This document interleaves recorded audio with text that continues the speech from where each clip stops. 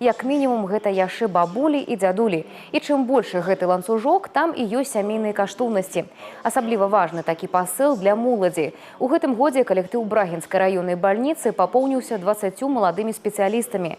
Менавіта гэта і ёсць падмурак якаснай медыцынскай дапамогі на раёнах. Те меры, которые сегодня созданы, и те условия, которые созданы для медработников, и меры по закреплению кадров, они, конечно, позволяют нам развиваться.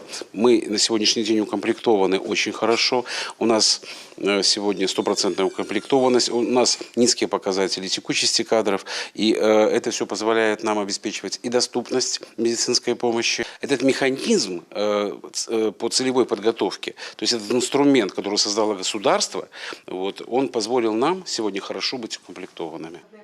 Памочніку прэзідэнта прэзентавалі і матэрыяльна-тэхнічную базу медыцынскай установы. За некалькі гадоў існавання кабінет камп'ютарнай тамаграфіі ў Брагінскай раённай бальніцы нагрузка на апарат складае каля 200%.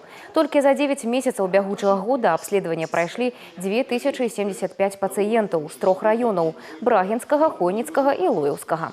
Проделана большая работа в районе. Самое важное, что мы видим, куда будет развиваться это направление.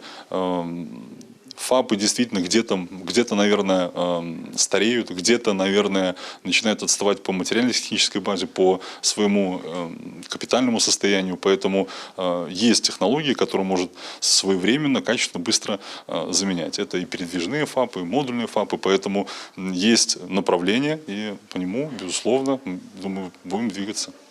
Перазагрузка найважнейшай галіны падразумевае, што ад галоўных бальніц рэгіёнаў да сельскіх ФАПаў не толькі для пацыентаў, але і саміх урачоў павінны быць створаны умовы, каб дапамога была максімальна даступнай, аператыўнай і якаснай.